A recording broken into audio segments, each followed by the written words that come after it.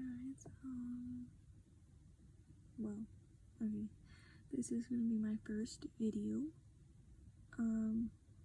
This is gonna be a family channel. My fiance is at work, and my daughter's actually currently sleeping right now, taking her nap. But I wanted to start out by doing maybe a labor and delivery story. So yeah. Hopefully you guys will subscribe to our channel. And yeah, so let's get started. So actually, I would like to start with the week leading up to when I had my daughter. And my daughter was born December 28th, 2020 at 1:27 a.m. I got a tattoo for her right here. It's cute.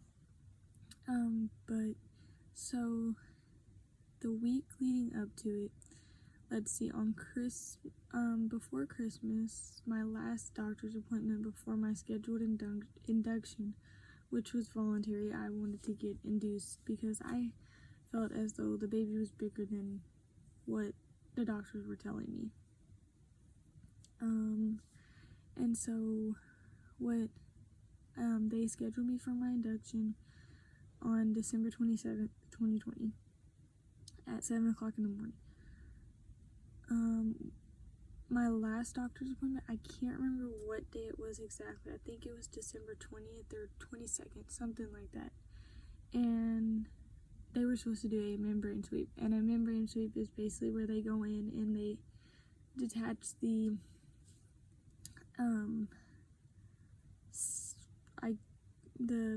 amniotic fluid sac from your cervix. And they were supposed to do that. And they told me I would experience a little bit of bleeding and everything. I was like, okay, well, that's okay. But that's not what happened. When I went in for my induction, I never experienced any bleeding. On Christmas morning,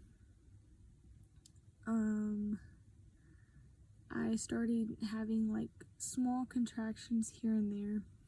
They weren't ever too close together, too far apart. But I was bouncing on my little yoga ball thingy to see if I could help speed things up, and hopefully get her to come sooner. But you know, contractions went away that day. And then December 26th came around. We went and picked my fiance's cousin up from the airport. I had to get a COVID test done that morning before we went and got him. But it was pretty decent that day. We went out to eat that night to, you know, enjoy my last day being pregnant.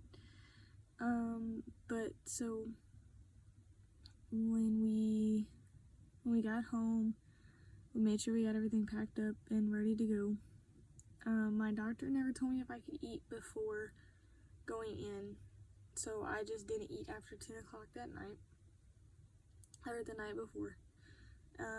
December 27th rolled around in the morning.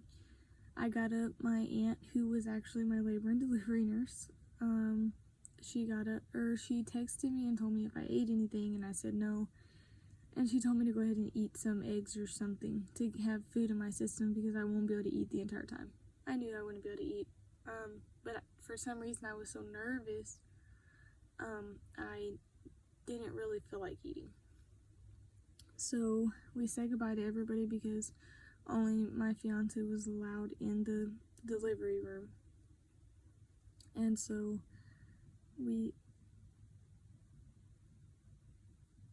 sorry, my daughter jumped.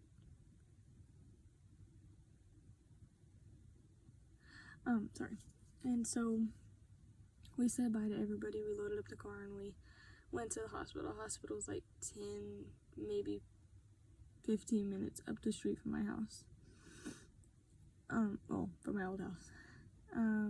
So we went and we got checked in and everything. They checked to see how far dilated I was. I wasn't dilated at all from the last time they saw me. And so,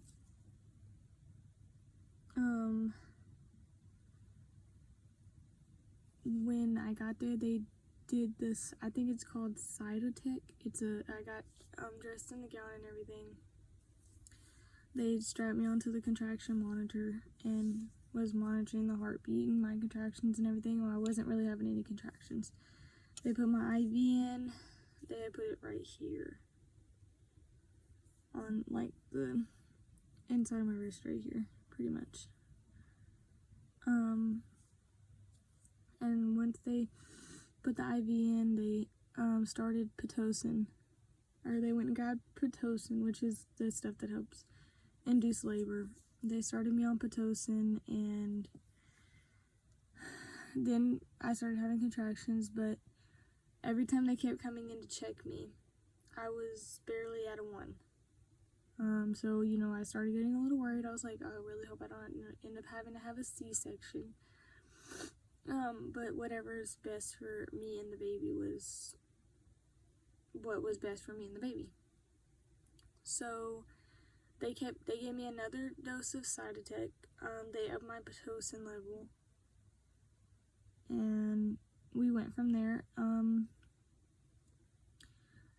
Once they came back in after that, I had ended up dilating to it too, so they said, okay, we're making a little bit of progress. This was probably about 12 o'clock in the afternoon, maybe 11 o'clock in the afternoon, somewhere around there. And then I started dilating slowly. I got up to a 3. They did the balloon. It's called a balloon. I don't want to go into too much detail, but it helped open up my cervix to help dilate me. And so when the balloon came out, I started feeling the contractions a lot more. It started picking up really bad. I was putting off the epidural for so long because I wanted to do it all natural, but at that time I couldn't do it any longer, so I called the nurse in. I said that I wanted to go ahead and get the epidural. The anesthesiologist came in. I got my epidural. I was crying, but it wasn't as bad as I expected. So then after my epidural, you know, the contractions, I couldn't feel anything from my waist down. They put me on the peanut ball, and they broke my, after they took me off the peanut ball, I was 5 centimeters. They went ahead and broke my water, and they said that there was a lot. After that, maybe I was dilating a centimeter an hour, maybe a centimeter every 2 hours. So then 6 o'clock on the 27th rolls around, and I was barely at a 6. Yeah, I was barely at a 6. And then my aunt, who was my labor and delivery nurse for the beginning half of my labor, she was leaving at 6 o'clock. So she left.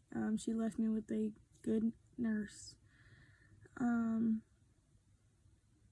And time just started going by fast. And then about 12:30 rolled around, and they said that I was dilated to a 10. They were gonna go get everything, bring everything in for the baby, all that kind of stuff, and they were gonna get me ready. They gave me some Jell-O to eat, and then we worked our way from there. The labor and delivery nurse came in. We did some trial pushes, and then you could see baby's head. And once we saw baby's head, she went ahead and called for the doctors to come in. About 10-15 minutes later, the doctors came in. We kept doing trial pushes.